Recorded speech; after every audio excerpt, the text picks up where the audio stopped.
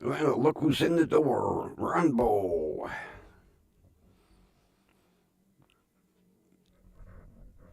I should have made a little different adjustment here. Don't want to screw the mic up. Come on. Oh, shit. Muted the mic.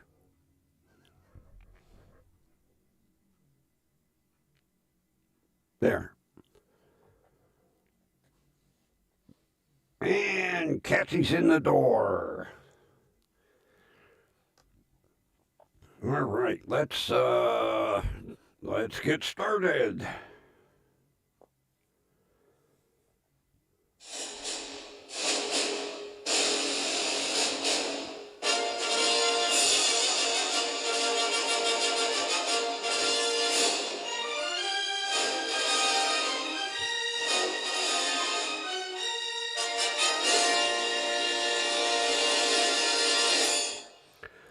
Broadcasting from beautiful downtown Cleveland, it's station WDWL TV, home of not one but two stars on the Hollywood Walk of Fame, with your host, me, the grumpy old man, and tonight's show is brought to you by Grumpy Vulture Productions. No bow. Thank you.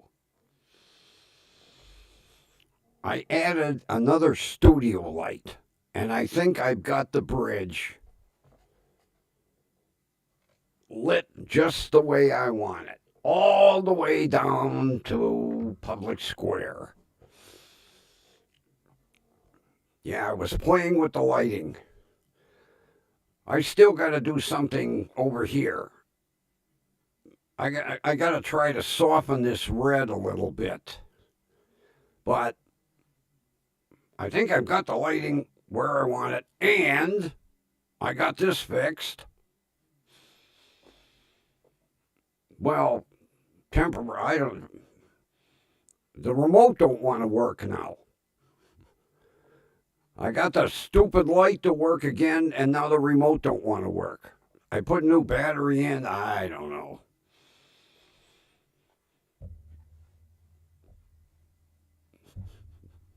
Fix one thing, something else is haywire. I don't know. The stupid remote worked like a charm up until the light went haywire, and now I can't get the remote to work. Not that I need it.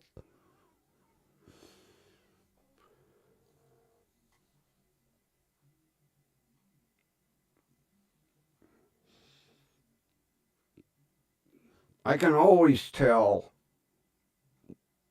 when Ron is bored. I get this email today that's it's got like 200 things on it. What today is: National Girl Hug a Boy Day, National Kiss Your Boss on the Ass Day, National Eat Haggis Day. Jesus. Not to mention National Grumpy Old Man Day. I didn't know they had a day for me. But if they're going to have a day for me, don't have all this other shit. I never even heard of National Girl Hug a Boy Day. And National Eat Haggis Day.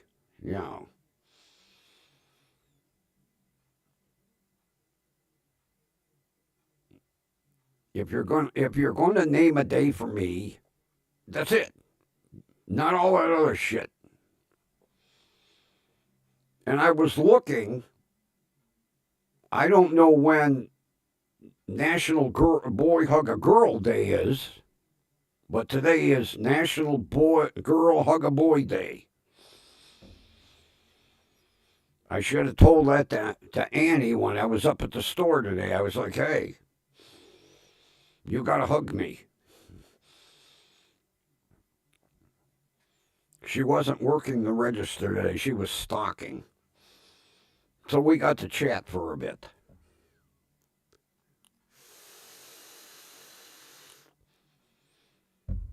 I asked her how her ink is healing up. And she said, see? I said, now, how much more color's going to go in there? She goes, oh, all these flowers got to get colored in, and this has got to get. And I'm thinking, you know, tattoos aren't like stick on. They're painful. That girl can withstand that kind of pain. Better than grumpy. Yeah. When you got trypanophobia, the last thing you're going to do is get a tattoo. Sorry. So I told her, I said, you know, I always wanted a Harley tattoo. You know, the Harley logo. And she's like, well, two of my uncles are tattoo artists. I said, do you know what trypanophobia is? She said, no. I said, you got your cell phone? Yeah. I said, gargle it. She said, how do you spell it? Just the way it sounds. Trypanophobia. It must have come up on Google because she started to laugh her ass off. She goes, big guy like you. I said, yeah, big guy like me. I'm like a little sissy when it comes to a needle. I was watching more pursuit videos today. Oh, before I forget, write this down.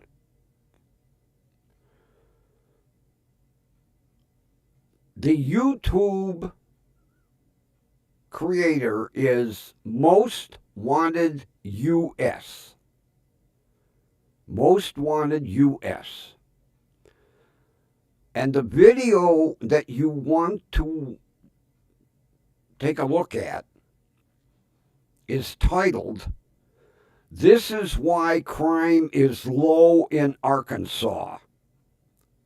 10 Brutal Arkansas Chases. That's the title of the video. You only have to watch the first 30 seconds. Because the first video is about Trooper Anna Escamilla. Now, like I've said, and we've all seen, she looks like a sumo wrestler. In the first 30 seconds of this video is a picture of her when she was going to Henderson State University and running for the cross-country team. And she's in her cross-country team t-shirt. She is a pretty cute-looking female. I'm thinking, how did that go to looking like a sumo wrestler?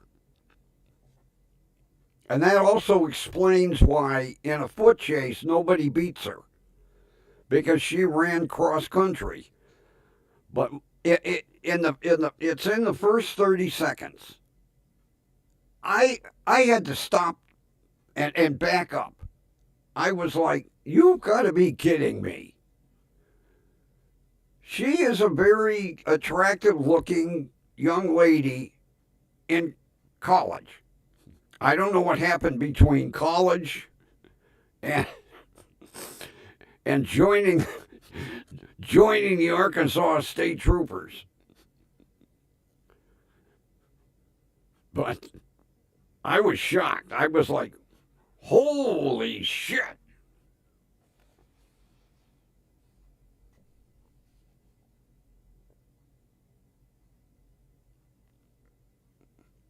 Oh, Jesus.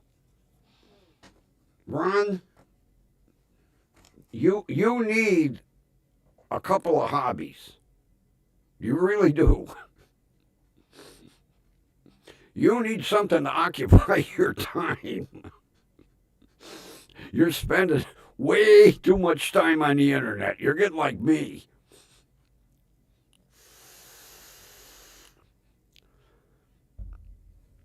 But take a look. Like I say, all you got to watch is the first 30 seconds. I could not believe seeing that photo of her in college, and then when you watch the videos,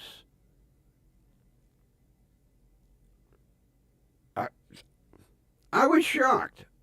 I literally backed it up and froze it. And I was like, how did she go from being a very, very attractive young lady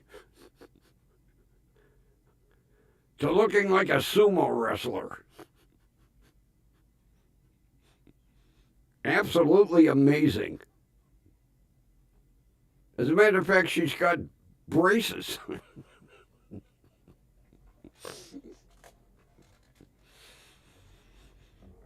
But I'll tell you what, I bet you Arkansas is glad that she's a state trooper.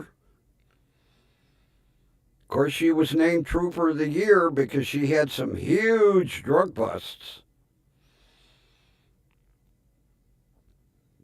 But seeing that college photo, I was shocked. I was just utterly in awe. I was like, no, can't be. Yep. And she's got long, long dark hair. I was like, wow. And then you see her jerking somebody out of a car by their hair. Amazing. But like I say, you don't have to. I mean, there are some chases in this video of hers. But all you got to watch is the first 30 seconds. And then you'll be in shock and awe.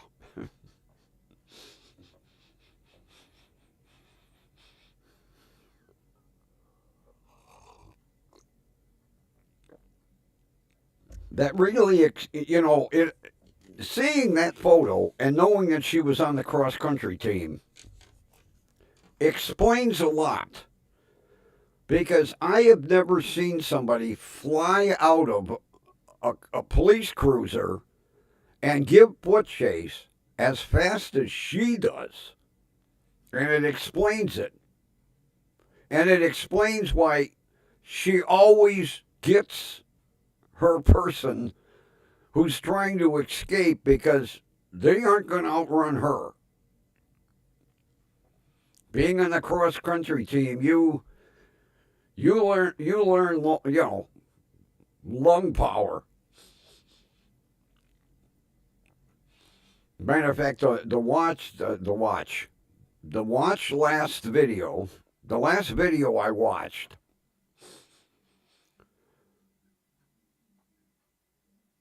it was it was one of the other state troopers from Arkansas. He pits this car, and this guy comes out of this car. And later on, after the capture, they said he was 6'6". This guy come out of this car and took off like Usain Bolt. It was like you see him and then gone.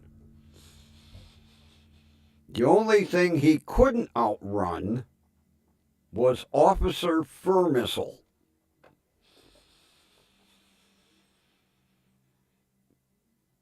And the trooper that was partnered with Officer Furmissel, wasn't that far behind the dog, with his body cam going, and it was one of the most beautiful takedowns I've ever seen. Here's Usain Bolt Jr. running across a field, and next thing you know, you see the police dog leap, and the guy had dreads, and the dog caught him by the hair and face planted him, and then didn't want to let go, shaking the shit out of his head. The guy's head is going back and forth. Guy's screaming, "Get him off! Get him off!" Dog comes up, he's got dreads hanging. Good puppy. Yeah, I spent most of the afternoon. Of course, this morning I go out in the kitchen to make coffee. I put the shade up.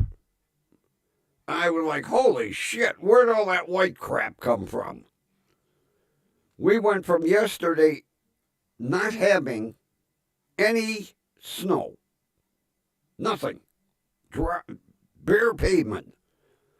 Today, frickin' snow. Although it did partially melt. I was like, oh man. I jinxed myself yesterday because I said, watch, tomorrow there'll be snow. I didn't even look at the forecast.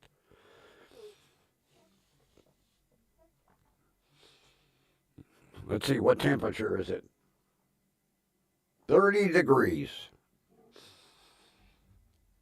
Matter of fact, while I'm thinking about it, let me see what the forecast is for tomorrow.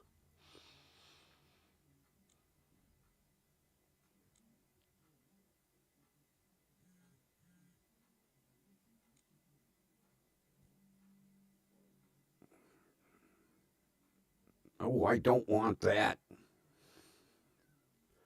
Come on, forecast. There we go. All right, app, open up. Okay. No, I don't want live radar.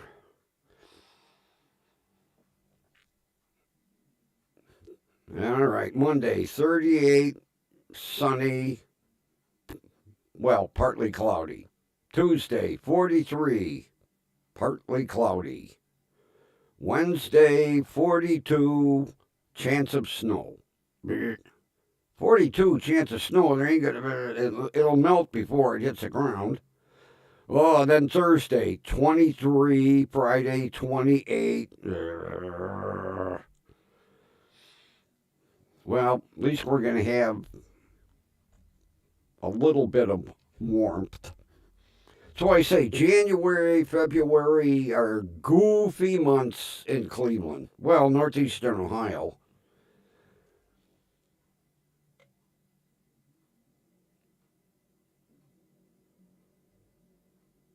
Ron's got 67 and Cat, you got 30 degrees too? Wow. Yeah, but you didn't wake up to snow this morning, I bet.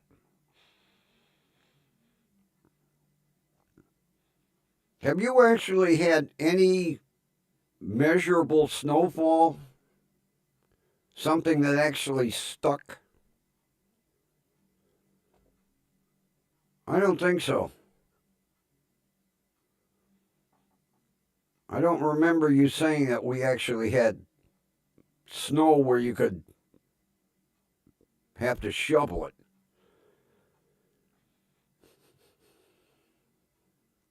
Or put the plow on the F-150.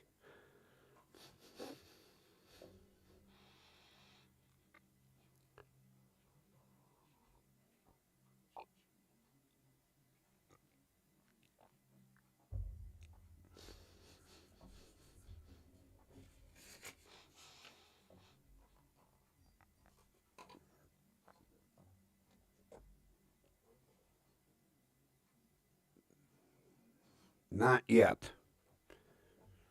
What? You know what the goofy months are up here.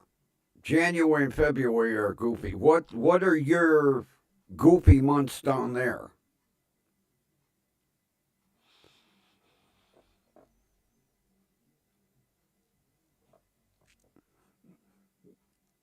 Yeah, Ron, I remember you saying you had snow. That surprised me. Talk about goofy weather. You guys go from triple digits to snow down there.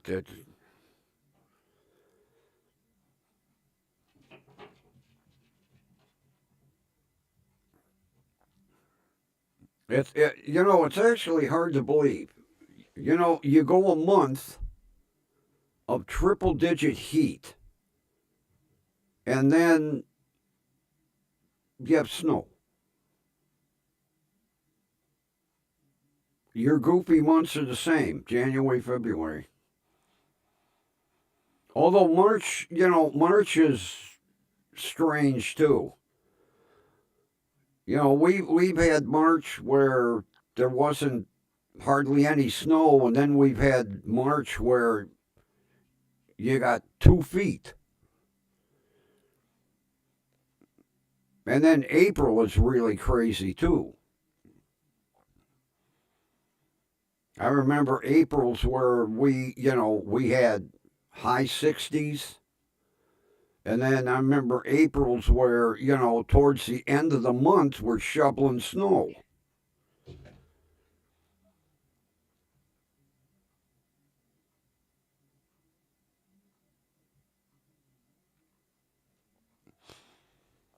Well, if you get snow, send me a picture of what snow looks like down there.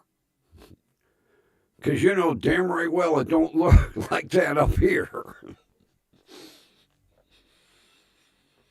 Goddamn Cleveland. You wake up in the morning shoveling 6 inches of partly cloudy. And you would think, with all the modern forecasting equipment, they still can't get it right. I'll tell you, the only person was Dick Goddard. Rarely did he get a forecast wrong. But, he lived to forecast weather. He had a weather forecasting station in his house. If there was a chance of a storm, he was watching that goddamn, radar, and then he would be constantly calling the station, updating the forecast for, the 11 o'clock person. He lived for weather forecasting. He really did. There'll never be anyone like Dick Goddard again. Because these idiots they have now, they just look at the computer. Okay. I don't know if any of them still get the seal. Remember, Dick Goddard was the first weather forecaster to have a seal from the American Meteorological Society. And then after that, everybody got one. You don't hear that today. I don't think any of these forecasters that do the weather are members of the American Meteorological Society because you don't hear about the seal. And Dick Goddard they used to show that all the time.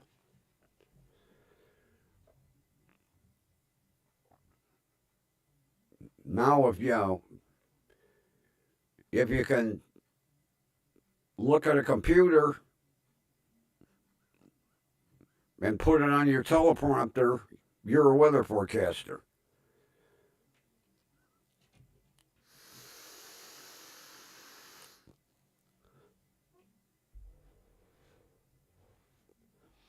Yeah, you know, I don't keep up on the local news that much. And I'm realizing I'm missing out on a lot. I watched a police chase that was in December 20th. And it was going down Harvard Road. It crossed West 25th onto Denison, and the car ended up crashing into a house. What made this police chase that newsworthy, it was a stolen car with 3 11-year-olds. 3 11-year-olds. And when they were interviewed, the kid said he learned how to drive off a video game. Now, I don't know if his parents poured the money into a unit like my buddy's grandson's got.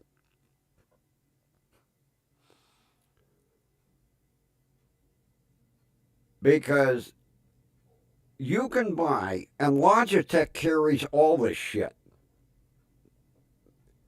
And like I told you, the setup that my buddy's grandson's got, because when he comes home from school, he's over there until like 6:30 when his parents pick him up. He's got this setup. First of all, my buddy built a room that's got like studio soundproofing. And then he has got 3 40-inch monitors that surround him. Depending on what race program you're doing. Now, if you're doing NASCAR, you get a regular car steering wheel. You have a gear shift. You have an accelerator, brake, and a clutch. I got in this thing.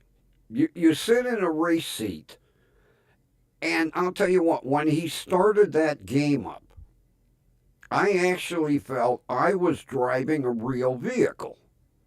Because you shift gears, and you have to shift. It's like driving a car. Surround sound, the engine, everything. And if you miss a shift, the engine redlines. He's got, and you have different steering wheels and different pedals for different, like Formula One. Those cars are all automatic auto ship. You push a button on the steering wheel to shift gears. He's got like 3 different steering wheels, 3 different sets of pedals. Like I say, you got a gear shift that feels like a real automobile. But these 11-year-olds learned how to drive on a video game. Then they stole the neighbor's car because she left it running in the driveway. And they went for a joyride. And they blew a red light on Harvard. And Newburgh Heights started to chase them. They went across 25th, down Denison, lost control, hit a house. And they rounded up all 3 kids, and all 3 of them were 11 years old.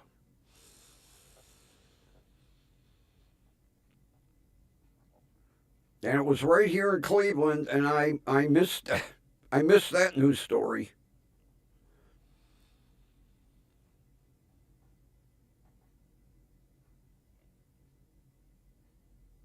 And a lot of people probably didn't believe it. Oh, on a video game. Yeah. this setup that my buddy's grandson's got, like I say, I felt I was driving a NASCAR. You shift, the clutch feels just like a clutch in a real vehicle. The accelerator, it's amazing. And he's got three 40-inch curved screens. You literally get into this thing like you're getting in a car. Now, I doubt if these kids had that elaborate of a setup. It's possible they might have had just a regular monitor, and you would have to have the steering wheel and pedals if you're going to learn, Yeah, they said we learned from a video game. And they were, I'll tell you what, they were outrunning the cops pretty good until they hit a wet spot in the road and lost control and hit a house.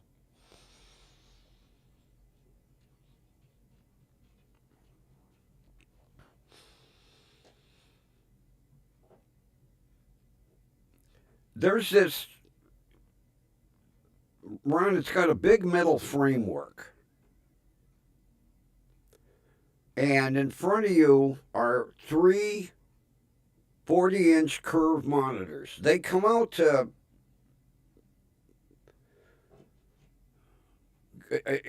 you can see in your peripheral vision. So it would be like if you're looking side to side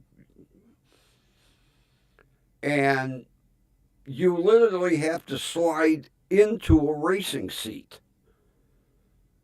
And you can't start the game until you buckle your 5-point harness. I mean, once you're in it, you feel like you're in a car. Not that comfy, but you're in a car. Because the steering wheel clamps onto this framework and the pedals clamp onto this framework. I suppose that my buddy could build an enclosure so that, you'd have to open a door and get in. But once you're in this unit, like I say, the monitors come out past, you figure a 40-inch curved monitor is going to come out like what would be probably just past where the mirror would be on the door. I mean, the game is so real. If you look over, you can see the eyes of the driver next to you if he turns his head. These video games are amazing. And the sound, I mean, if my buddy's grandson wasn't a straight A student, he wouldn't invest all the money he has. Not to mention, the kid cuts grass during the summer and shovels snow and saves the money, and so he can buy a video game, But when I got in, he said, "All right, I'll start the game," and it comes up, "Game ready," and I'm pushing the button, the starter button, and he says, "It ain't gonna start till you put the seatbelt on." I said, "What?" You got to put seatbelt on. Click, click, click, click, click, click. Push the button. And you can sit there and the sound is amazing. It's actually kind of deafening.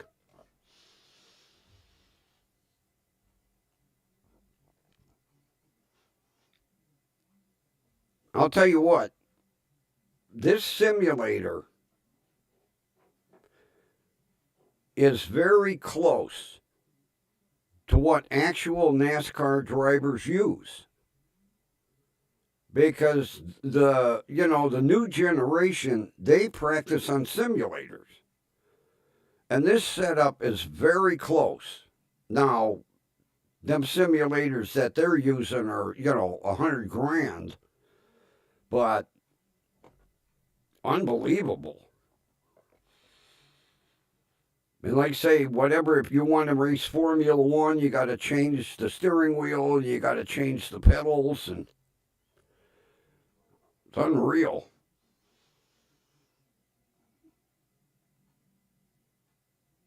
Hey, Oodles, I didn't see you pop in there. How you doing, buddy? 117, really? It always figures. When I don't look, I didn't look, I did a little bit of playback just to see if the sound and everything and what the lighting looked like. I forgot to even look. It always, when I don't look, unreal. God, maybe before the end of the month we'll get to 120. You notice I'm not looking big here, who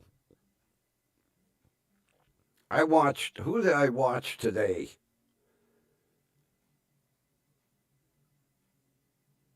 Oh, I can't remember. And they were like, only 200 more subscribers until I hit 5,000. And I was like, 5,000? I'll never see that.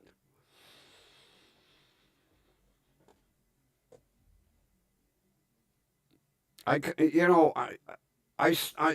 watched this Rabbit Hole Rocks, and she does a lot on the old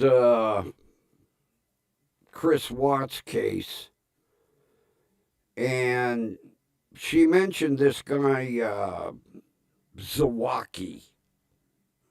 I think that's Zawaki. That's the name of his YouTube channel, Zawaki. And he does a lot of Chris Watts stuff. It's hard to believe, what are we, 7, 8 years? And people are still talking about it like it happened yesterday. And analyzing the videos, oh, I missed that,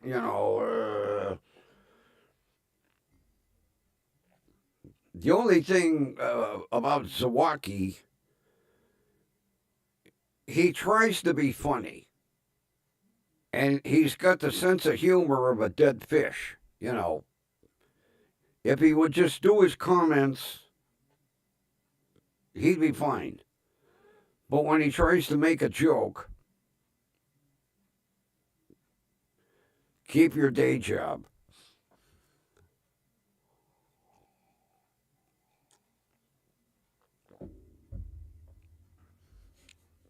But I think he's got 5 or 6,000 subscribers. I'm like,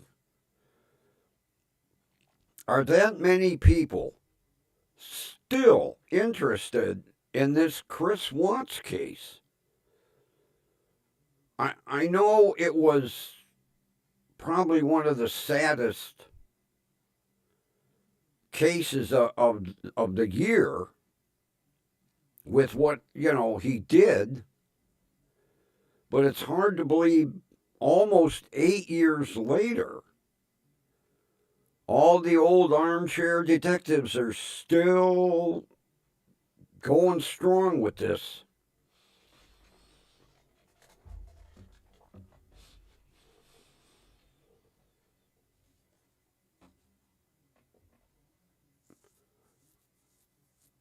I'm not a huge follower, but like if Rabbit Hole Rocks will put up a new video, sometimes I'll watch, like the last video she put up. There was some bombshell information that everybody seemed to miss. And of course, replaying and replaying and replaying these videos, sooner or later you're going to go, oh, wait a minute. Didn't see that.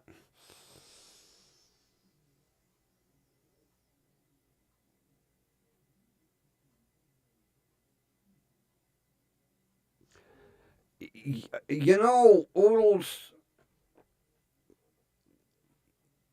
I feel the same way. I think that guy got railroaded.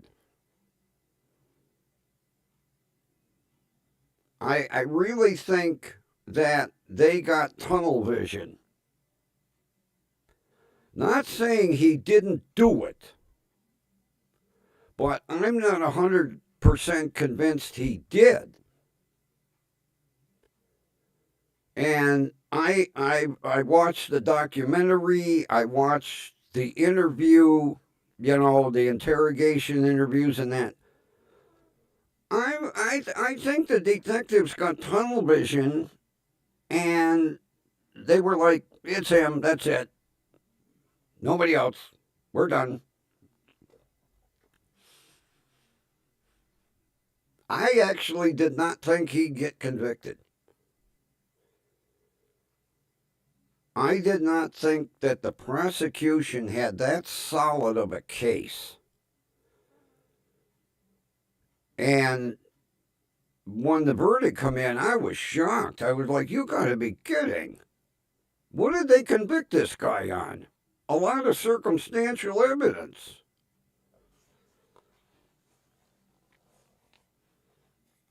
You know, he did admit he saw the girls and he talked to them. And that was it.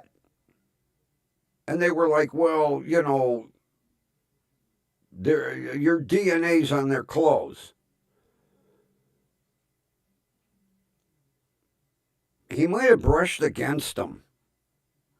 I'm not. I really hope that the appeals court finds some errors and send it back for retrial, because I'm not 100% convinced he's guilty. And a lot of times when you watch the interrogation, you're like me, you know, I watched one last night and about a third of the way in, I was like, he did it. And then eventually, he didn't admit it. But the police had so much proof. With the one I watched last night, there was a lot of video.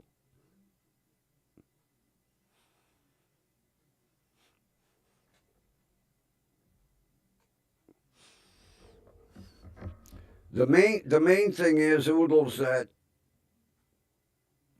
he's got to have an appellate lawyer that is in it with both feet up to his eyebrows. Because you have some of these appellate lawyers, they just take the case for the money.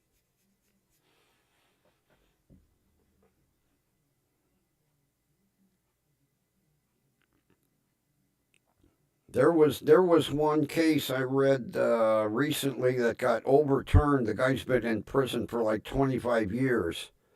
That Freedom Project. You know, it's a bunch of law students. And the professor, you know, says, all right, we're going to look into this case, and everybody research. And they came up with enough evidence to convince the Court of Appeals to send it back for retrial. And at this point, the prosecutor is looking, going like, he served 25 years. I don't know if we'll prosecute again. But I hope on this Delphi case that the Court of Appeals goes, oh, we got some errors here. Let's send this back for retrial. Because I really feel if they retry this case, he's going to be found innocent. I don't think, I'm not, I watch a shitload of murder cases. And a lot of, nightly, I watch these interrogation videos. And I'm usually not one to watch documentaries, but they had a documentary on this Delphi case. And after the documentary, I was like, I'm not convinced. I do believe he had contact. Then I believe that he had contact. I don't believe he snuffed them out. I really don't. And that's basically what they drummed into the jury. He had contact. That don't mean he killed him. I mean, he admitted he had contact.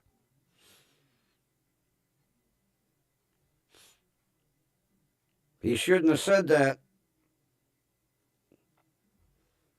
But I really hope that it's reversed on appeal because I think he got railroaded. I really do.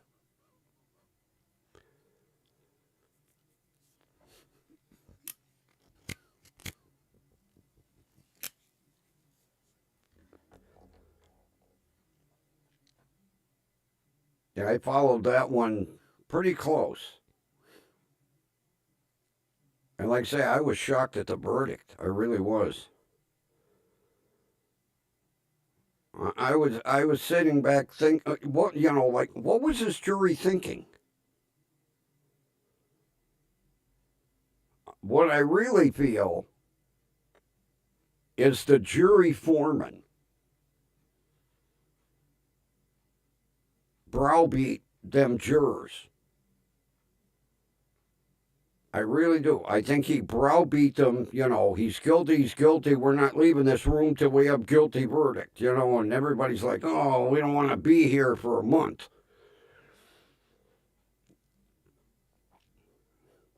Yeah, I think they're going to find a lot of errors. I really do.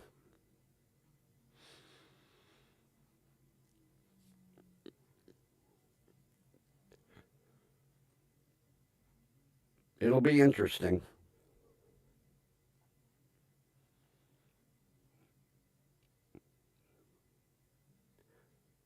I went up and bought some more footballs.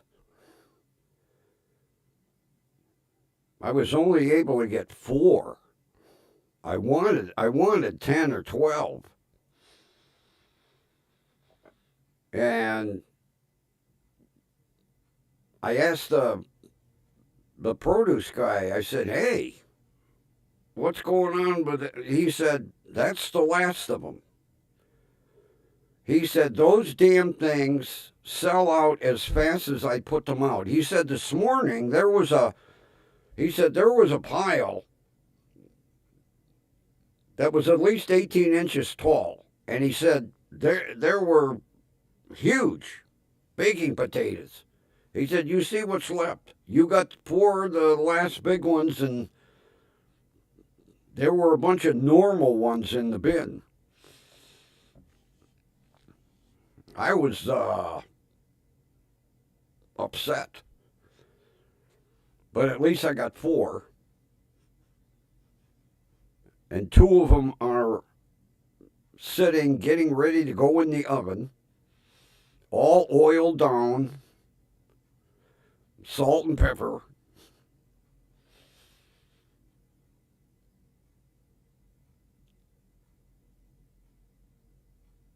Matter of fact, I asked the produce guy, I said, have you ever had one of these?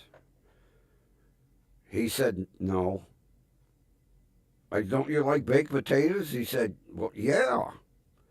I said, pal, the next box you open, take out a couple of big ones, and you have to eat your own product. Because people are going to come up and say, hey, are these any good? He says, well, how do you make them? I said, you never made a baked potato? He said, no, my wife bakes them all. So I told him, preheat the oven, 400. I says, poke a bunch of holes in them. He says, what do you mean poke holes in them? I says, if not, they'll explode. You gotta let the air out. Poke a bunch of holes in them. Dry them off.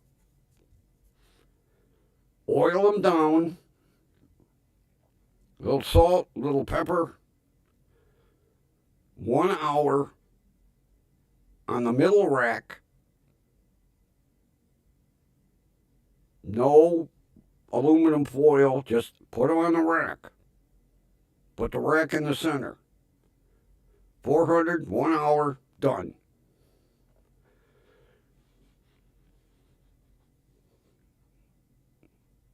So mine are all oiled down, salt, pepper. That's going to be dinner. I have my shredded cheese, my butter, my bacon bits, my sour cream. That'll be my dinner tonight. 2 footballs.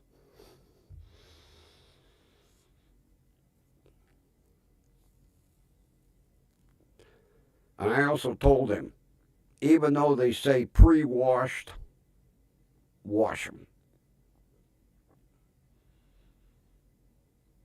And I said, don't just pick the potato out. Eat it all. Skin and everything. I said, because basically all the nutrients are in the skin. People throw the skin away. When I make potatoes, like if I make mashed potatoes, I mash them with the skin on. I don't peel them.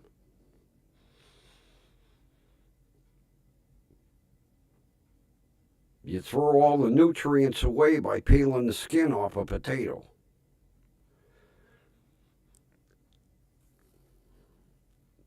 Not to mention, the skin got good labor.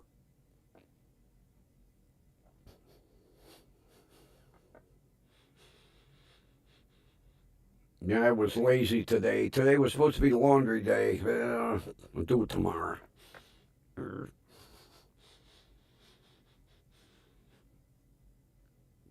It ain't going nowhere. I hate that machine.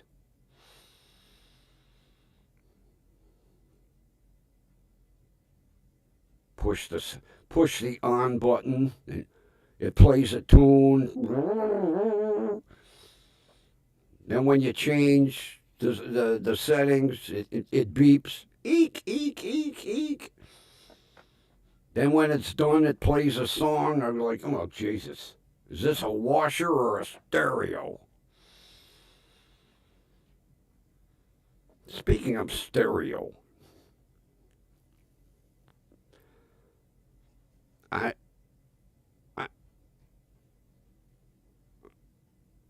I went on, it's Duke Audio. D-O-U-K, Duke Audio. And they make all this new modern stereo equipment. And they're doing it retro with tubes, which I love tubes. I have 3 microphone amplifiers with tubes. Well, they've got an item that I'm going to buy. It's like this. It's like this unit here, but it's giant Nixie tubes.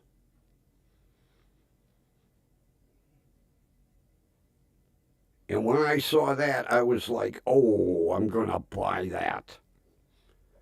And then I'm going to get rid of these cheap plastic things, and I'll have my Nixie tubes in the back doing the same that these are doing, except fancier.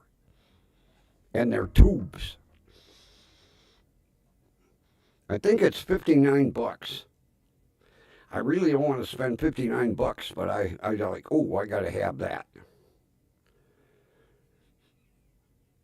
It's amazing looking at all the equipment that this company's got. Now, my component system is, in a cabinet that's 4 foot tall. And we all remember what the components were like back in the 70s. You can put a component system together with this outfit that would be like the size of 2 shoeboxes. That would be, your preamp, your amp, whatever accessory, your view meters. It's amazing how they've taken and shrunken that stuff, and you get the same sound that you got out of a big component system like I have. It almost makes me want to spend the money and upgrade.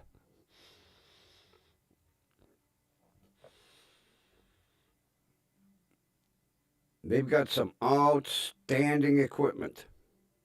Absolutely. Plus, Bluetooth. I'm not into Bluetooth stuff. But if you're an audiophile, look at Duke Audio, and you'll be amazed at the stuff that this company's making. And like I say, they're doing it retro style with tubes because they realize that you get the best sound out of tubes. They even have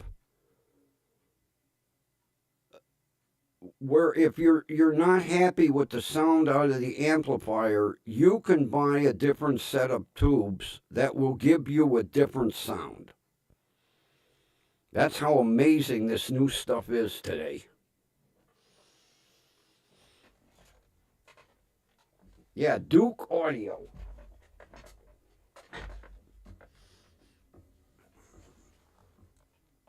I'm sitting on my wallet, poking me in the ass. Pardon me.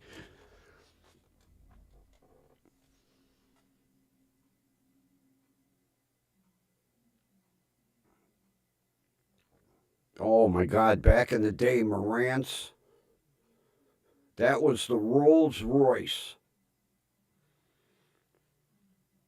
If you had a Marantz amp, you had there was nothing better than Marantz. I couldn't afford it. I always wanted one. Even used, that stuff is still expensive. Yeah, Marantz that was the Rolls Royce, man.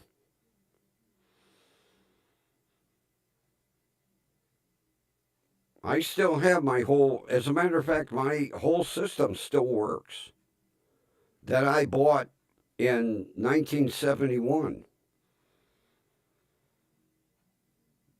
I think I got a Pioneer. I think that my amp is Pioneer. I should know this stuff by heart.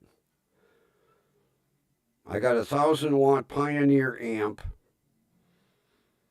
I can't remember what make turntable I've got.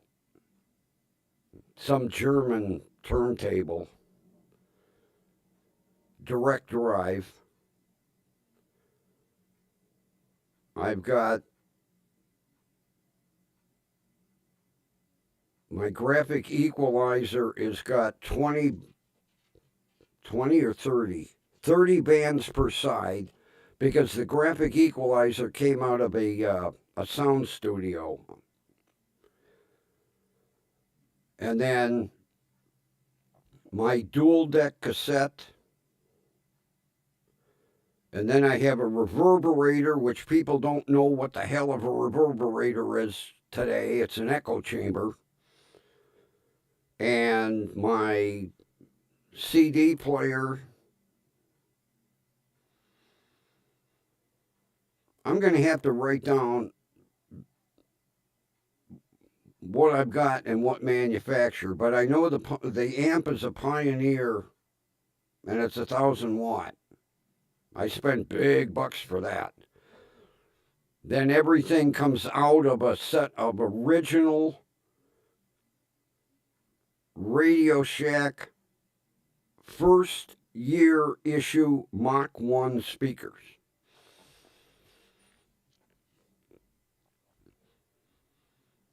With the 16-inch liquid-cooled burnout-proof woofers.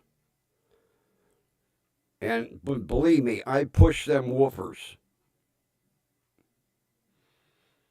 It's amazing to watch them things and stand in front of them and feel the air that they're pushing when I'm cranking the bass. I can literally vibrate pictures off the wall with that stereo. Matter of fact, when I moved, I told everybody, don't touch it. I'll move it.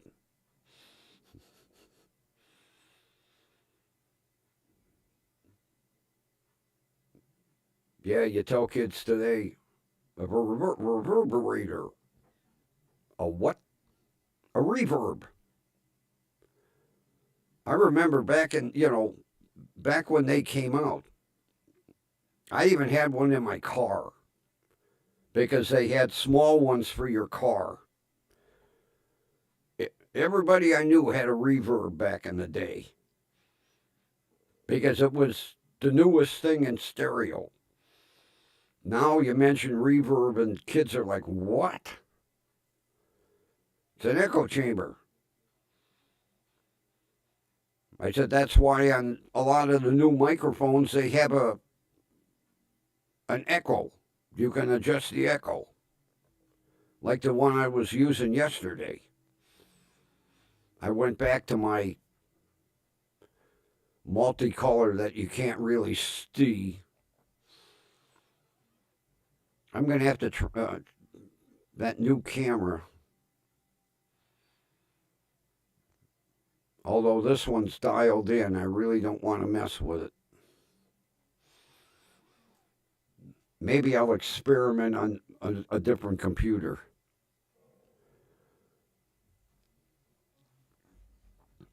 Yeah, I was on eBay a couple months ago, and there was a guy that was selling a Marantz amp, and he wanted $500 for it. He said hardly used. Well, that's hard to say, but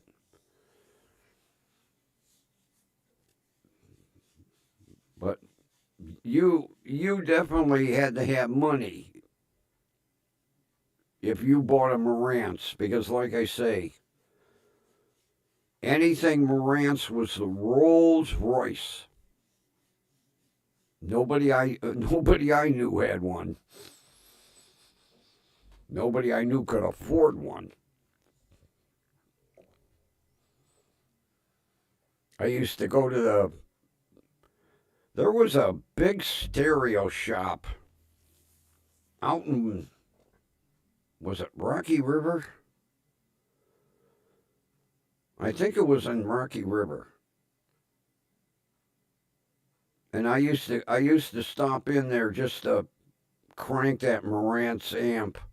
And finally the guy told me, he says, if you ain't gonna buy it, don't play it no more. Keep your hands off it. All right.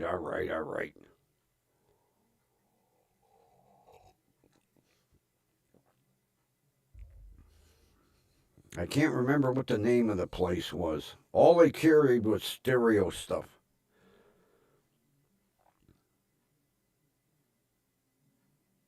every turntable ever made, and every amp, preamps, cassette players, reel to reel players. But you know, all that component stuff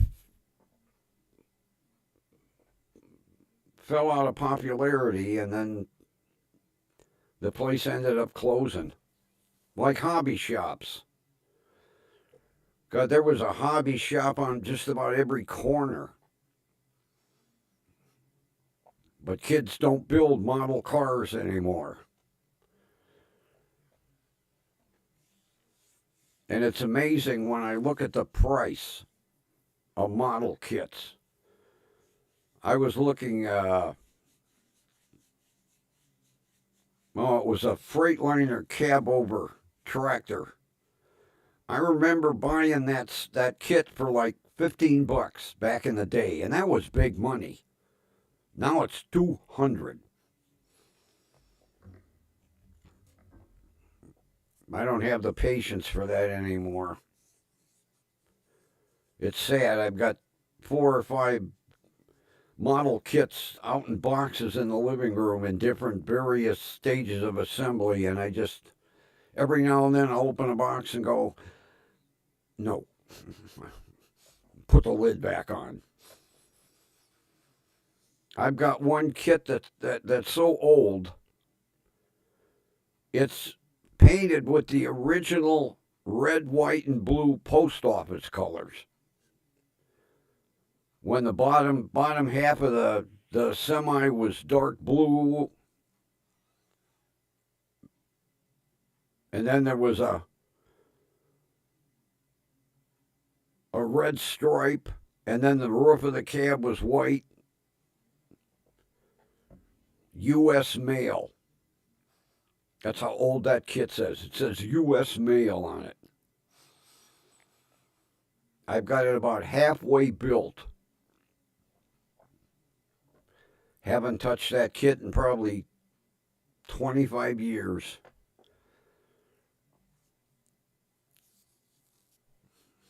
I keep saying one day I'll finish it.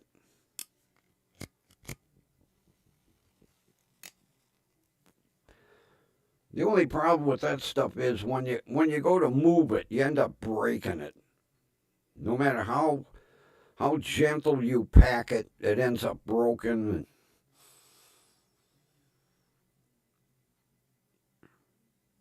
Like all my die-cast cars, I would love to put up shelving and display them, but then that's a pain in the ass. If I have to move, I gotta clean them, pack them, box them. They're all stacked in the corner. Corner of my living room looks like a warehouse. One of these days I got to go through the boxes because when I was getting towards moving time, I just wrapped them in bubble wrap and put them in a box.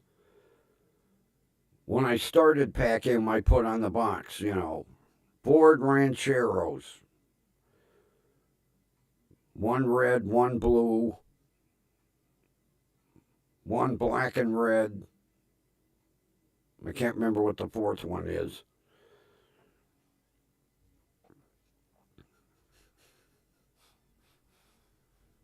Like the taxi cabs. I think I have 6 different checker taxi cabs.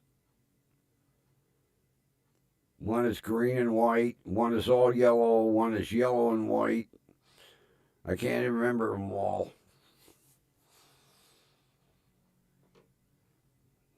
I would love to display them again, but it's a pain in the ass.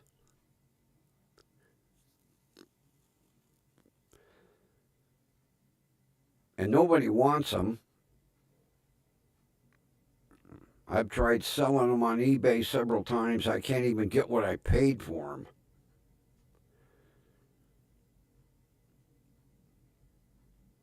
Then a friend of mine a couple weeks ago says, hey, you ought to take a ride out to Goodwill out in North Olmsted. And I was like, why? He said, some guy donated his die-cast car collection. He said they must have 1,000 die-cast cars out there. I was like, no, no, I don't need any more.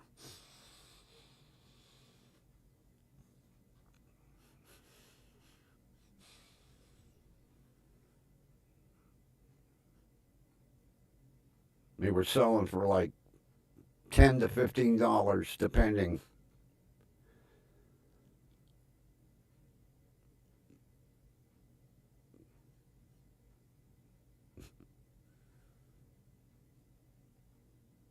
That's the way mine'll end up. The day the Grim Reaper comes to get me, my son will go, Goodwill here. Oh, here, take all this shit.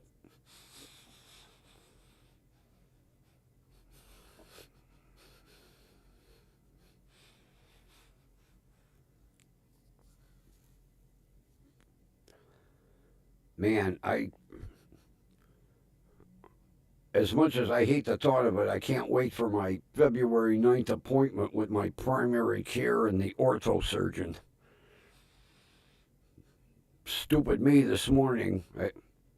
I don't put my slippers on and just fucking stubbed my toe. Oh my God. It still hurts.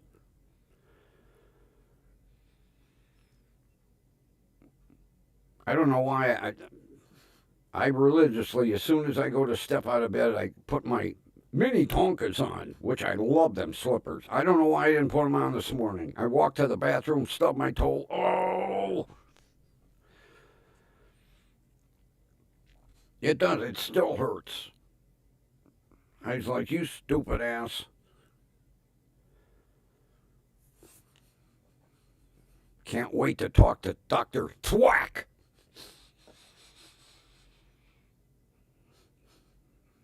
When can we do this? Well, I'm still in the mood to do it.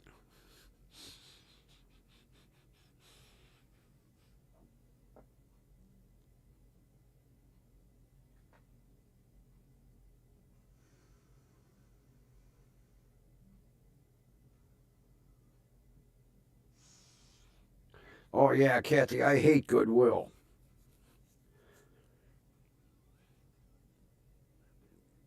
You know, people donate stuff and then they price it almost, you can almost go to a goddamn Target and buy it for what they're charging.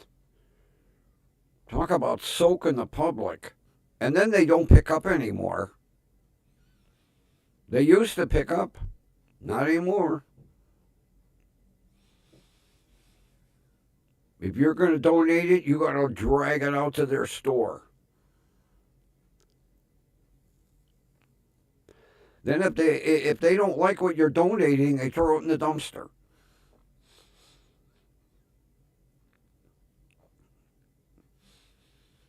That happened with I had 3 commercial VHS cameras. Now, yeah, you say VHS. These were professional. They were all working. And when I told the guy what they were, he was like, VHS?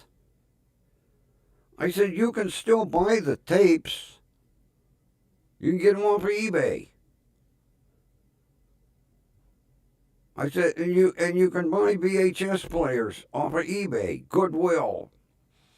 Oh, people aren't gonna. So I didn't argue with him, and I don't know why. After the store closed, I drove up, and for the grins, I looked in the dumpster, and there were all 3 cameras. So I took them out.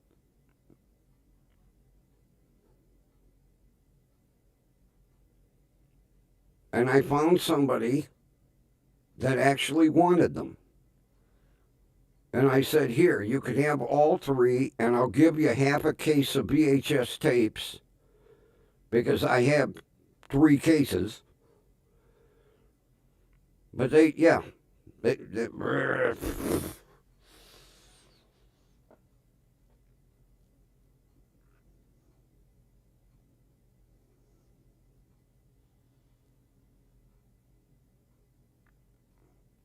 oh yeah, Kathy, I've seen Goodwill on eBay.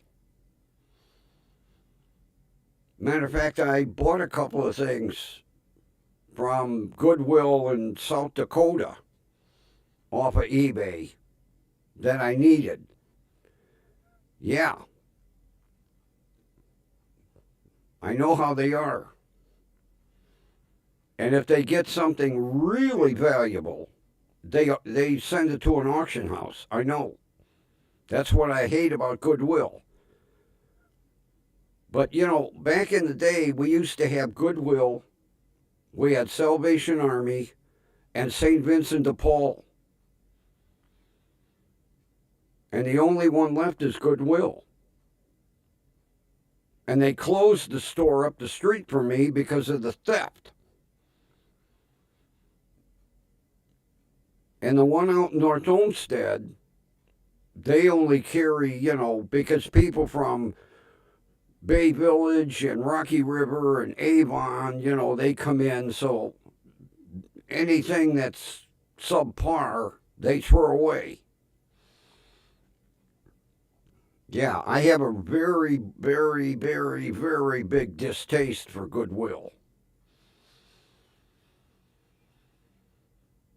And then, like I say, they fired all the drivers, so they have no trucks. They don't do a pickup.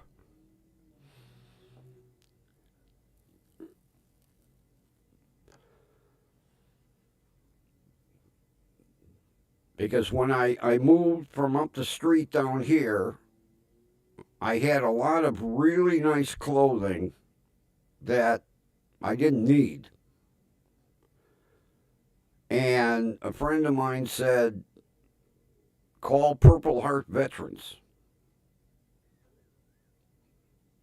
You just bag it, you put it on your porch, and they come pick it up. So all that nice clothing got donated to them. But Goodwill, I wouldn't donate nothing to them, especially after they threw them cameras away. I couldn't believe it. And I don't know why I went up there. I just had something in the back of my head saying, those cameras aren't going in the store. And I drove up there after hours and I lifted the lid on that dumpster, and there they were.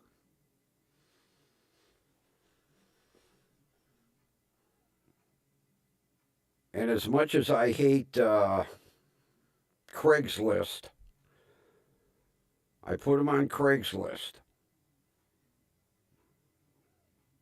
Free to a good home.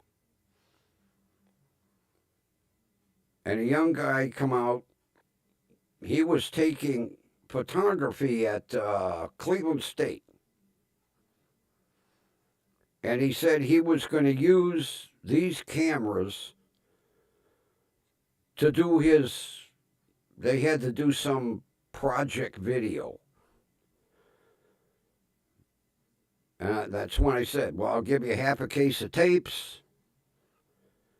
I can't remember. I had some cables and some other stuff. I said, here. I wish I'd have stayed in touch with him. I'd like to see what his project was. But whatever he was going to film, he wanted to film it on VHS for his college project. That took balls. Everybody's using a little video recorder. This guy's got this big commercial VHS camera.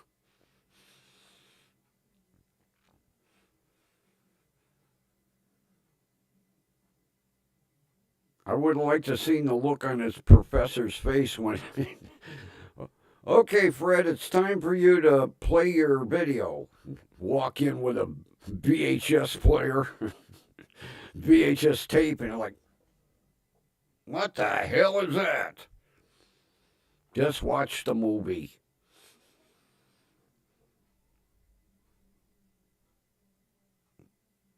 Oh, Kathy, when I told him I'd give him half a case of brand new tapes, I thought he was going to kiss me. I was like, I don't go that route. And then I said to him, hold on, I got some interface cables and shit. I threw everything in a box. I said, here. I should have said to him, when your project is done, I would like to see the movie. Because I can guarantee the rest of the students were using them little dipsy doodle, video cameras that you could put in your pocket.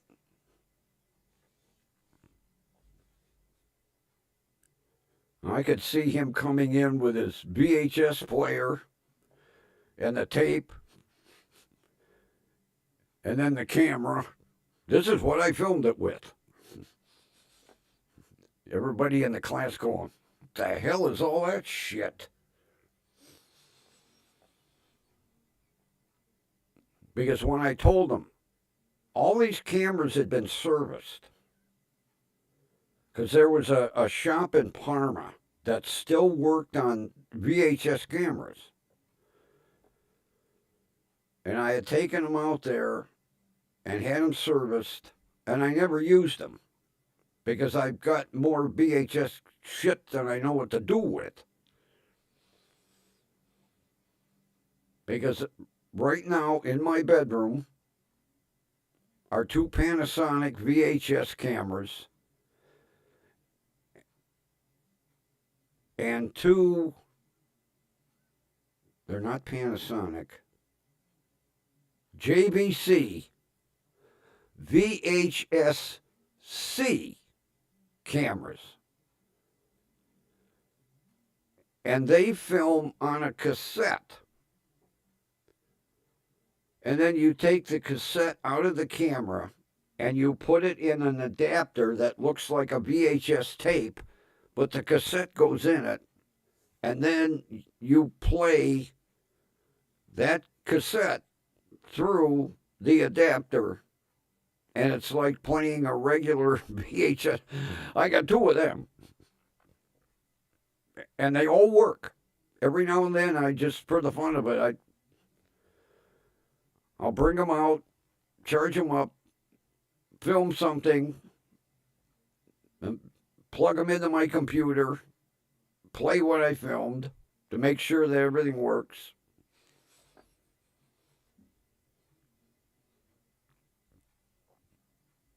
I don't know why I'm still holding on to that stuff. Actually, I should call like Cleveland State or Tri-C, because a lot of time they're looking for this old stuff to teach the progression of photography.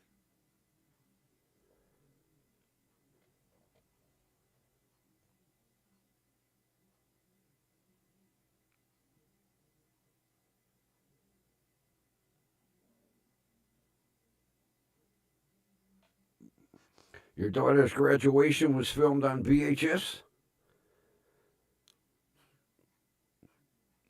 And you know, a lot of people are not aware that they made the cassette. Everybody thinks a VHS camera takes the big tape. Well, JVC, they came out with the cassette. And the cassette is about the size of a pack of cigarettes. And then you buy the adapter, and you open the adapter up and you pop the cassette in, and then you put it in your VHS player.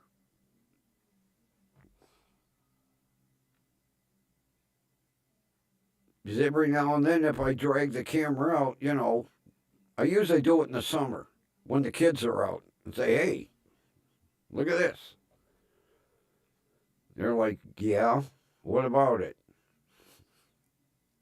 Because the cassette was an upgrade. Because the camera's a little smaller.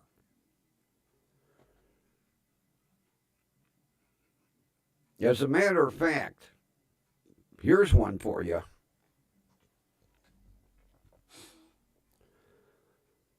I had one camera.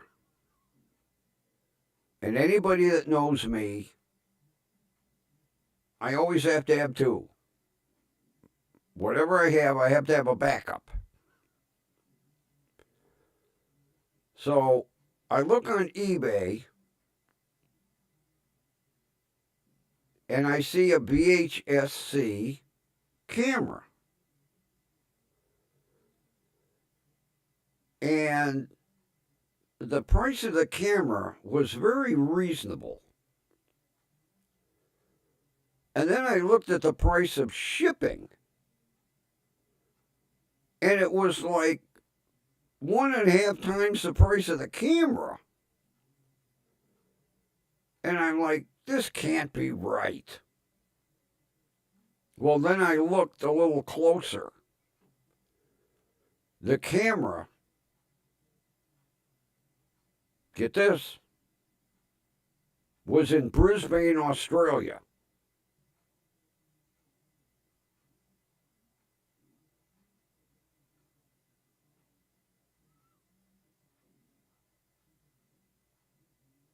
And it took 4 months to get here.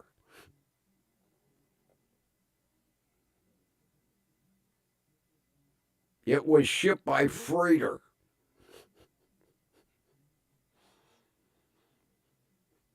Because air was too expensive. It came on a boat. Had a big label, sea mail. S-E-A-M-A-I-L, sea mail. Took 4 months to get here. And it was like brand new. The girl said, it's like brand new. The goofy thing was the plug on the charger. They have a plug that looks like a dryer plug. So there was a switch on the charger, 220, 110. So I cut the plug off and I put a regular American plug on it so that I could use the charger. Yeah, it got shipped out of Brisbane, Australia on a freighter. Sea mail. Because the girl told me it's going to take a while. I was like, okay. And 2 months went by. I was like, where is this thing? She said, well, it's in a shipping container. It's on the way. I said, okay. Month 3 goes by. I emailed her. I said, you have any idea when it's going to be here? She goes, give it some more time. Month 4.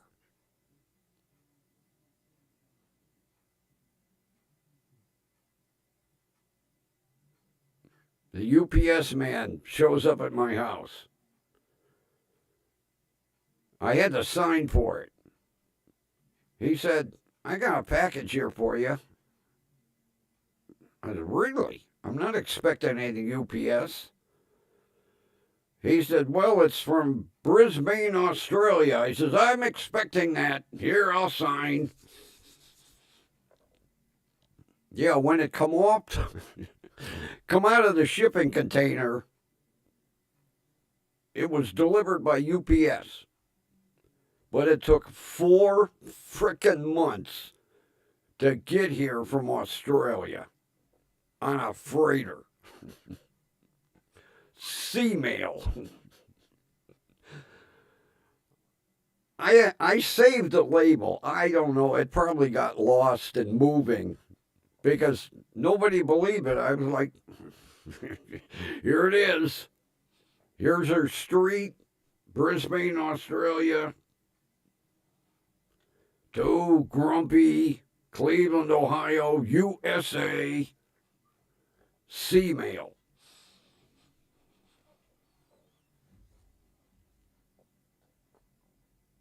It was the most expensive fucking camera I bought.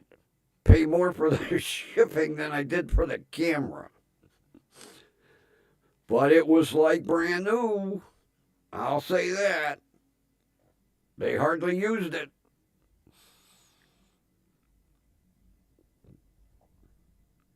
And when I show it to people, they're like, the hell is that? It's a VHS camera with a cartridge, with a cassette. And the camera is about a third smaller. It's not small, but it's smaller than a regular VHS camera. But I have two. Two Panasonics and two JVCs. And two VHS players that both work. But I have a collection of VHS tapes. I'm afraid to use them because they dry out, and it's like playing an old cassette. You know, that splice tape dries out, the glue dries out. Like one of the cassettes that I put in the Passat. It was playing, and then next thing I hear this, and I had 9 miles of brown spaghetti because the splice tape broke. And I don't have a splice kit anymore. I used to. I used to be able to splice cassettes back together because I had a little kit. Not no more. That tape went. Whew. A good thing it was old. It really didn't hurt my feelings to throw that one away. I could see me sticking one of my good cassettes in there and end up with 9. But that's the scary thing about playing my old cassettes. Because I never know when one's going to let go. That's why I've more been playing the CDs than the cassettes.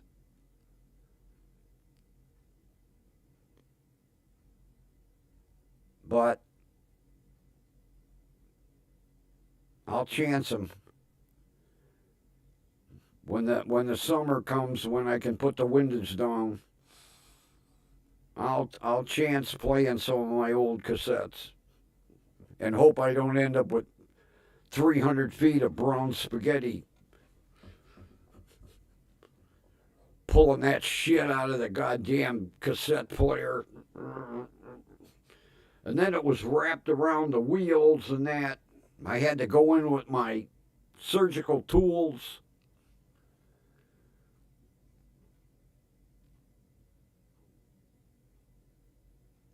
Oh, there. You want to see something?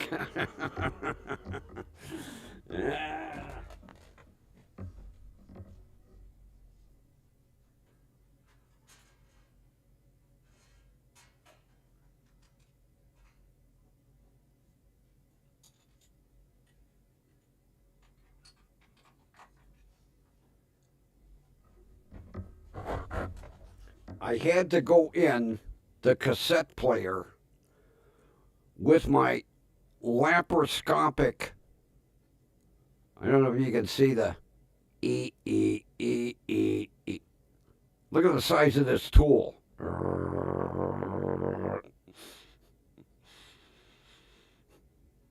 My laparoscopic grabber. I had to go into the goddamn cassette player and pull out brown spaghetti. Yeah. Got that from the hospital. They were throwing it away. A laparoscopic grabber. E E E E E E E E E. I know, sick bastard.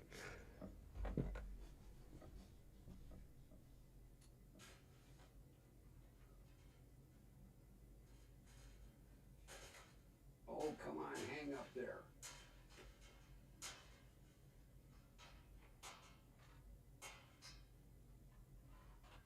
There. I keep it hanging on the wall.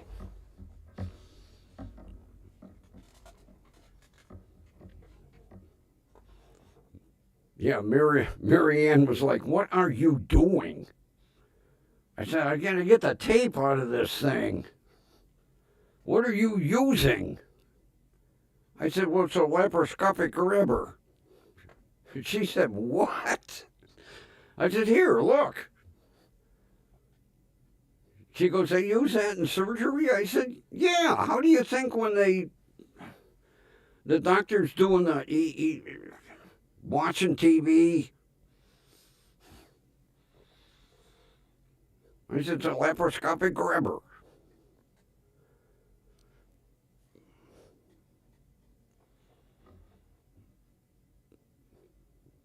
Yeah, because I did,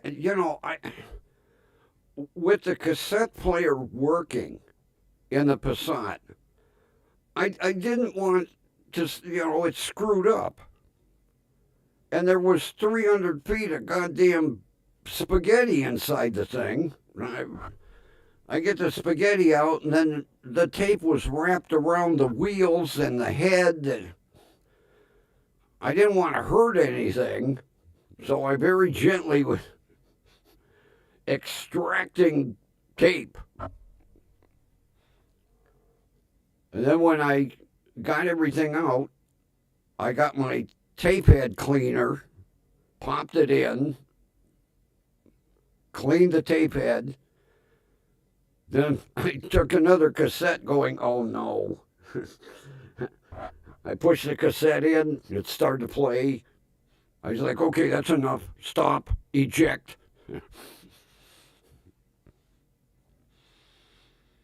Oh, it was amazing how much tape was wrapped around inside that thing.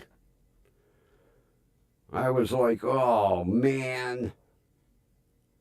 And the sound head is very delicate. And it don't take much to screw that up. And that's why I say I was in there gently extracting tape. I had to go in with a scalpel, do a little cutting, pull out pieces. Then I got everything all out, cleaned the head. I was like, oh, play. Played about 30 seconds. I went, stop, eject. There. That was scary. Because I've had cassette players in cars that once a tape wrapped everything, I just couldn't use it again. And I'm like, what's the chance? I got the high end sound system in the Passat, AM, FM, cassette, CD. So I definitely wanted to save everything.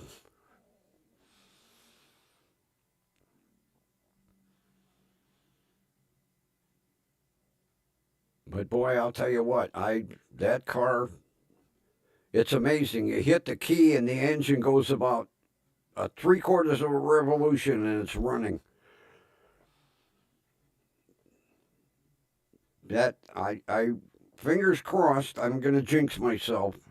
I just hope I get a lot of use out of that car. Especially for the money I put into it already. And I'm still not done. I can't wait until spring when I can get it up on the freeway and actually put it in fourth and fifth.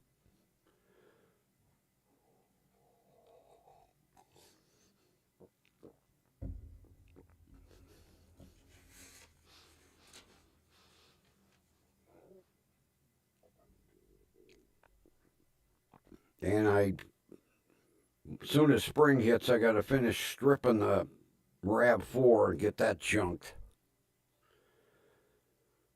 I don't need a lawn ornament in the backyard. Well, it's not on the lawn. It's just I'm tired of looking at that thing already. I got lazy. I only got it half stripped.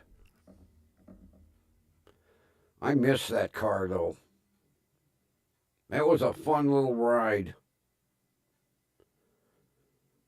I love that RAV4.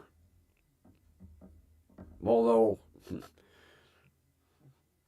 the synchronizer went out in third gear. So you went first, second, you wound second out as far as you could, and then into fourth. Because it wouldn't go into third. Not at all.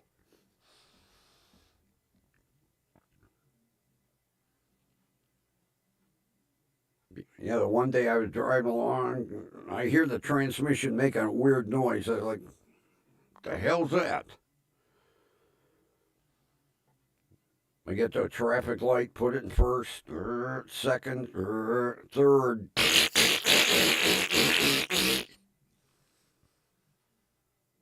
I said, gee, I got the clutch in. What the hell? Put it in fourth. I was like, something must be. Get to the next traffic light, first gear, second, third.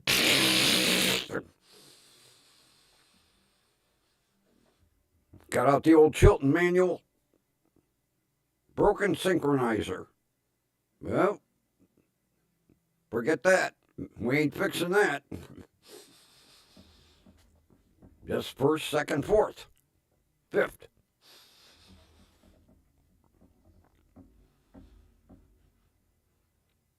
And it's still in decent shape. That's the thing that, although there is a guy about 5 blocks away that's got a Honda. You know, because the Honda and the RAV4 look very close. And it's been parked in his driveway for about 4 months now. And I'm tempted to stop and ask him what's wrong with it. And if there isn't anything too seriously wrong, I'm going to see if he wants to sell it. Because it's almost the same color as my RAV4. And it's a manual.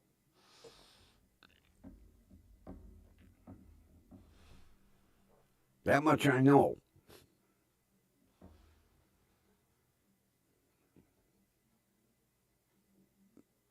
Although then if I bought that, I couldn't buy the Corvette, so.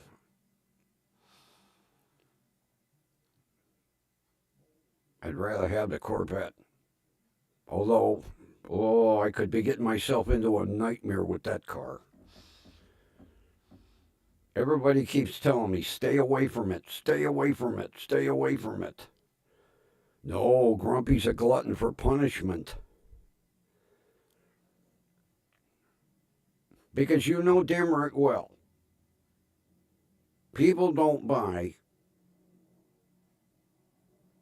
Corvettes that are in perfect running condition and just park them.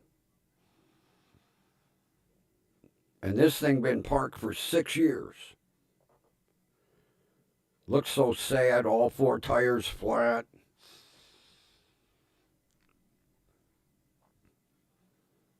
But like I say, the paint is sad on that car. The clear coat's all delaminated. The red is delaminated. You got spots where you can see the gray fiberglass.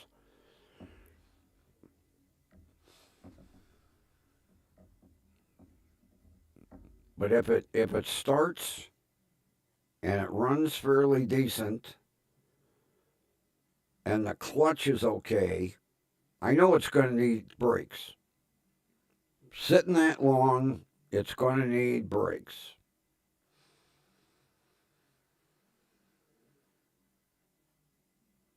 That much I know.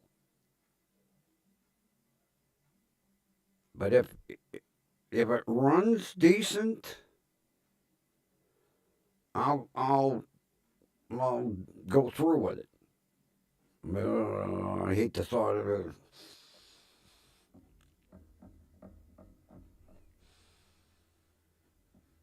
As a matter of fact, I've been looking at rap, not music, car rap.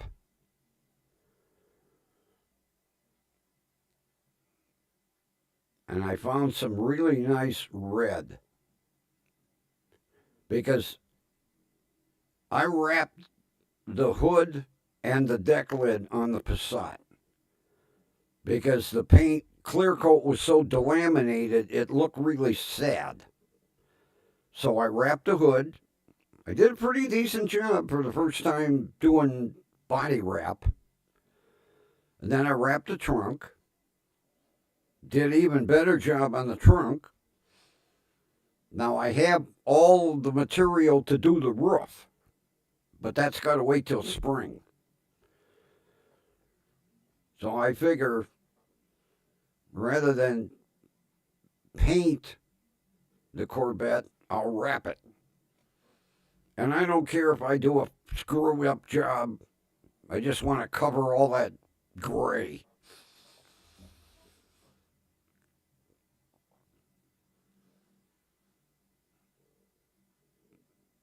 Because the convertible top is, the back window is glass because them plastic windows used to fade.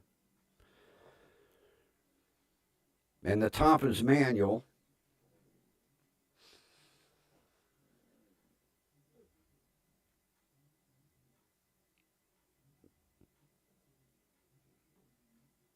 I could be getting into a money pit. But like I told Bill, I said, it's going to be a grocery getter. That's it. I just want it drivable so I can go to Mark's or go to Save-A-Lot or Dollar Tree, and that's it. I'm not going to go out on the freeway and take a trip with it. That's the Passat's job. This is my backup. Maybe take it to the doctor's office in Parma. Maybe. I have to really trust that car before I make a trip out to Parma. Hello, road service. I broke down.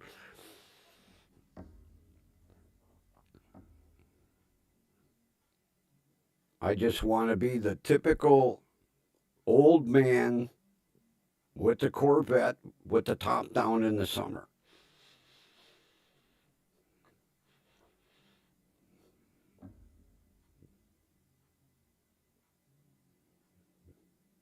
And drive past a bunch of young girls and they go, oh, I wouldn't ride in that piece of shit if he paid me. Hi, girls. Want some candy, little girl? I don't care. You know, it's rough. It looks sad. I don't care. If if I can get it trustworthy on the road where I can drive it 5 blocks this way and 6 blocks that way, it's my backup vehicle.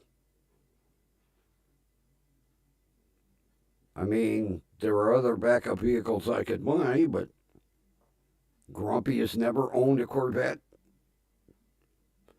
Before they pat me in the face with a shovel, I'd like to say Grumpy owned a Corvette.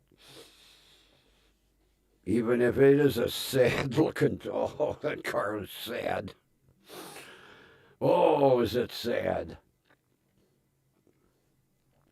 Extremely sad.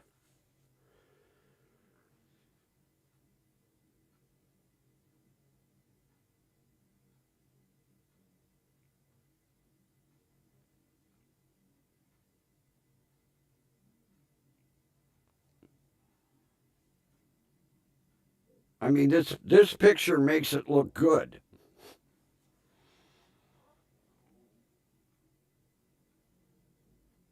This picture makes it look good.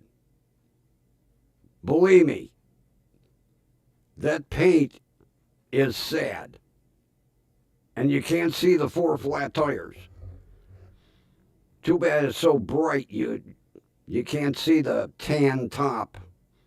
But it's sad. It's been sitting in that spot for 6 years.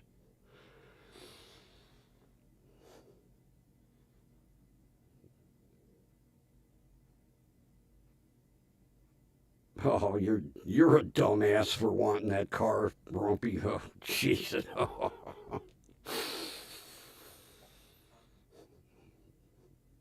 But if I can pick that car up for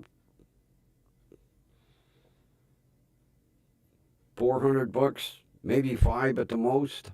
Why did it get so dark in here? It got dark in here all of a sudden. Did the light go out? No. Oh, I know why. I held that up so close to the camera that now the camera is locked in bright mode. That's why it went dark.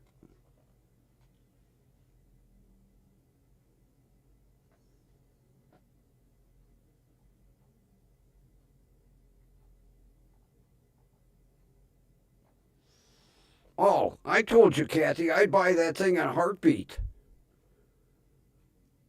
I would buy that thing in a heartbeat. It's the older style, not to mention that honking tires on it. I would in a heartbeat. That truck is absolutely stunning. I can see, I can understand why people are, you want to sell that? You don't find vehicles in that kind of condition, especially up here. Something that old would look like my shitbox. I would too. If I saw that truck, I'd be pulling the driveway going, hey, want to sell that? That's when I get out of here. I'm gone.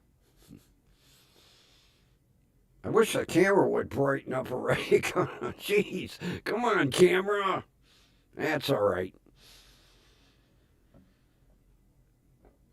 But I mean, the picture don't do the car justice. It looks worse. I mean, Kathy, especially down there with a lot of sunlight, the clear coat peels off, and then the finish is like a matte finish. There's no gloss to it. And then what makes it worse on this car is there are areas where the red paint has come off. And there's gray fiberglass underneath. I don't care. If I can get it roadworthy, that's all that counts. And then I'll wrap it.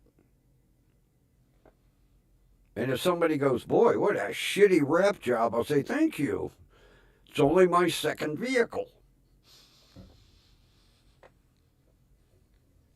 It's amazing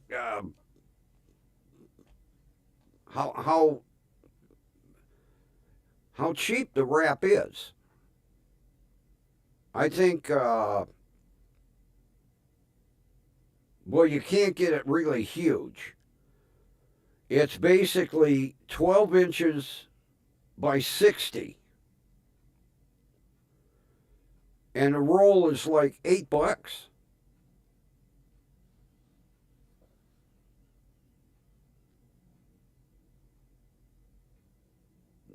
Because I used a roll and a half on the hood,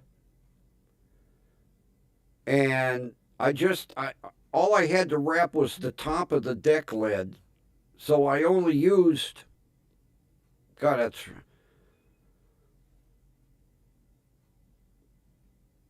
I think a 3-foot section. Yeah, because I cut it in half, and bing. I put it on the deck lid.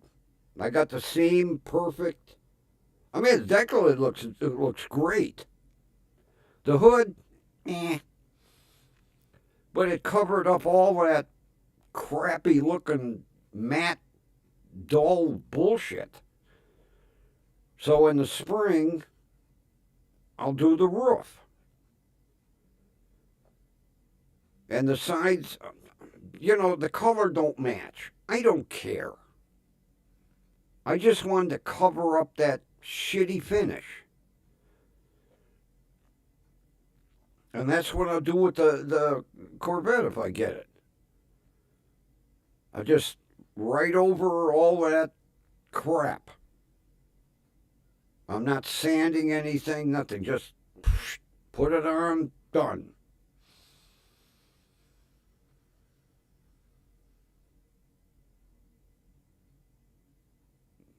Because the last time I talked to him about it, he was like, well, somebody might want to restore it. I said, get fucking serious. I said, it's a baseline entry level Corvette. It's got the small engine with a manual, no options. Nobody is going to restore this piece of shit. Now, if it was an LS or an LTZ, oh yeah, the thing cranking 500 horse motor. I said, this motor's like 260 horse. It's a baseline, I'm cheap, I'm going to buy me a Corvette type person. With a manual top, no options. Yeah, he tried to sucker me. I said, hey, I know this car better than you do. I did the research. It's an entry level. It's what a guy that don't have no money but wants to show off buys. He can't afford the $100,000 Corvette, so he buys, the $50,000.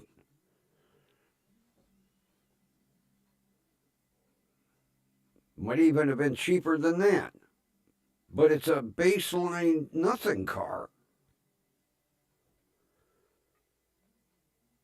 I said, if you don't believe it, run the VIN number. Look at the option sheet. I said, the car ain't got nothing. And I said, I'm going to give you maybe 400 for it and probably end up putting 2,000 in it. I said, the Passat's the perfect example. I buy it for 200 bucks and I got 1,800 in it and I'm still not done. I got another $100 for the window repair. That's one window, not two, just the one. And then $75 to get the key cut and programmed. So there's another 200 bucks. And the brake pads, I'm getting 55 bucks. But even so, every time I turn around, it's money, money, money, money. Although for 2,000, I couldn't buy that car in this condition. For $2,000, I could not buy this car in this condition with 154,000 miles. Because a 25-year-old Passat is cranking about 300,000 and they're rot buckets. This car don't have a speck of rust on it. People don't believe it's a 25-year-old car.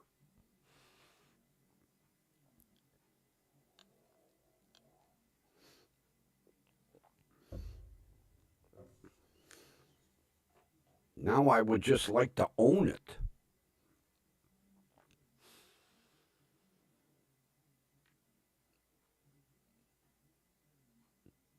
Because like I said, I just bought the factory fog lamp kit for it. The grills, the fog lamps, the wiring harness. I want to hop it up a little bit.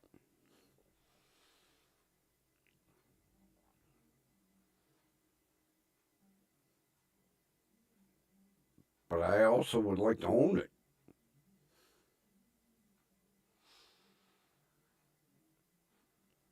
I got a sneaky idea. See if you agree with me. It seems like this attorney is like sitting on her hands, you know. So I've been thinking of text messaging Bill and telling him I got stopped by Parma and they let me go, but they threatened to impound it the next time I enter the city. And I'm going to say, I have doctor's appointments.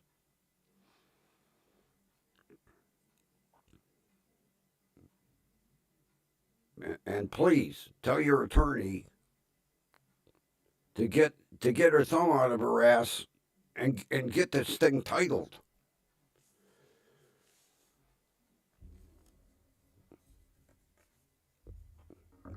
I even talked to my attorney, and even he admits, evidently, she doesn't do a lot of probate. Because he said all of this should have been well over and done with like November. Here we're, almost the middle of January, and I still don't have a title for that car. And even he agreed that she never bothered to look at them goddamn titles. Like he said, the first thing I would have done was spread them out on my desk and make sure all 9 said Jim, Jim, Jim, Jim, Jim, Jim, Jim, Jim, Jim. Not wait until they come back approved by probate and then go, oh, wait a minute, we can't transfer this one. Then out of 9 cars, 1. And my luck. 9 fucking cars. And one is titled in a phony business name. Because he did, remember I mentioned they came over and they got a banker's box full of papers? There's no such company. He made it up. Why? They don't know. There is no LLC, nothing. It's like, I'm a company.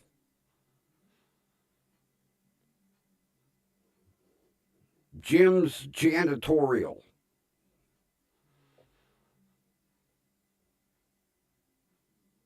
He was a janitor for a school. Why he put this car, Jim's Janitorial Service? There is no such company. And of course, he's not around to explain why he did that.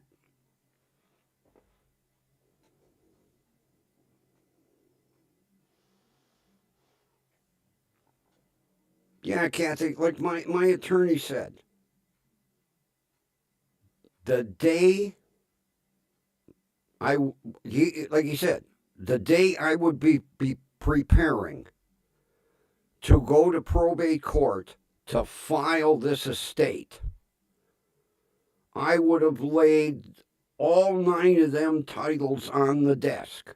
Verified name, VIN number, where they're located. Because some are here at this house and some are at the other house. He said she just took and probate court didn't catch it either. She had to turn them titles in to the court. And like my attorney said, all they looked at was the VIN numbers to verify the year and make of the car. They never even looked at the name. Because had they looked at the name, they'd have flagged it and went, hey, what's this Jim's Janitorial Service? Everybody dropped the ball on this one. Everybody. The attorney and probate court. He said if the attorney didn't catch it, probate court should have caught it.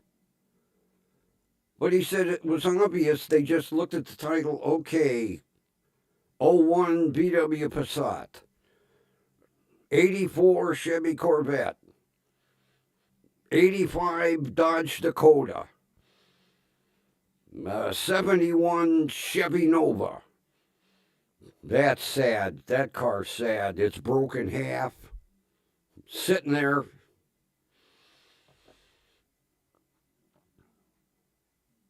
Chevy 2. It's a Chevy 2, which they called the Chevy 2 for 1 or 2 years, then they called it the Nova. But it's a little, and it's a unibody, and it rotted out right underneath the firewall, and the car just went. Pfft. So that one's scrap. Or a parts car for somebody maybe restoring one, but when they go to drag it out, it'll come out in 2 halves.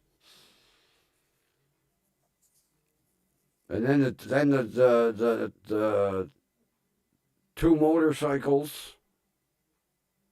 Oh, we made sure we verified the motorcycle because his son wants the 2 motorcycles. Oh, those are 100% check. Then to tell me, well, if you don't want the car, I'll give you your money back. Are you going to give me what I put in it? Well, no. Well, then give me a fucking title. Get on your attorney's ass.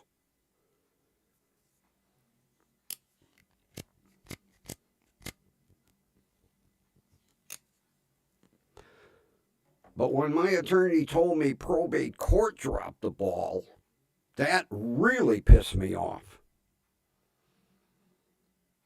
Because they had all 9 titles. And they should have caught that. They should have immediately called that attorney and said, hey, we got one, Jim's Janitorial Service. Is this an LLC or... No, it don't exist. There is no such company except for this car. This car is Jim's Janitorial Service. If anything, he should have put the goddamn Dodge Dakota truck in that. No.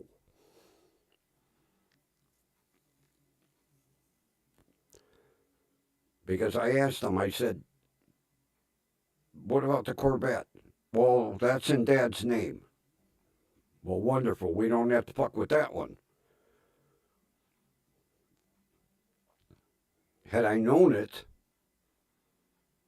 I'd have left the Passat and bought the Corvette. No. At least I knew what I had with the Passat. I knew he was driving it until it developed a bunch of problems, which now I have fixed.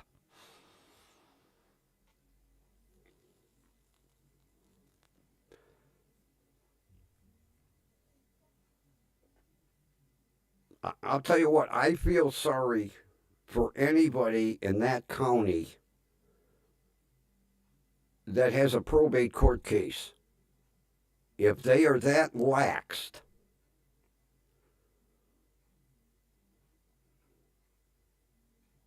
whatever county Wadsworth is in, but that's what really pissed me off when my attorney said, Jesus Christ, probate should have caught that. No. Like he said, all they did was looked at year and VIN number. 01 Volkswagen Passat VIN, blah, blah, blah, blah, blah, blah. Okay. Next. Okay. No.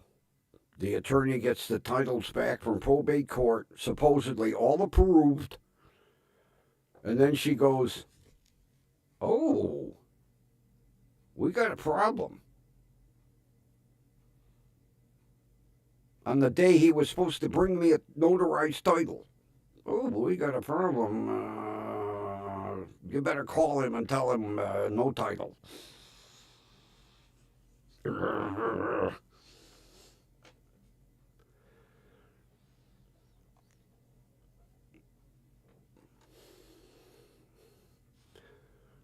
Well, I got to go fire up an oven.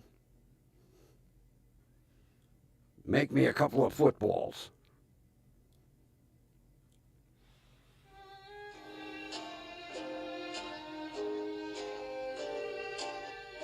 Medina County? Wadsworth? Really?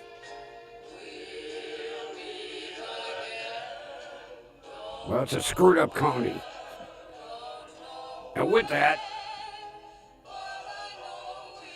thanks for everybody being here. It's been a fun time. And just remember, WDWL TV is the home of not 1, but 2 stars on the Hollywood Walk of Fame. And with that, we will meet again tomorrow night. And there will be 2 see-yas with OBS's new update. See you one. And see you.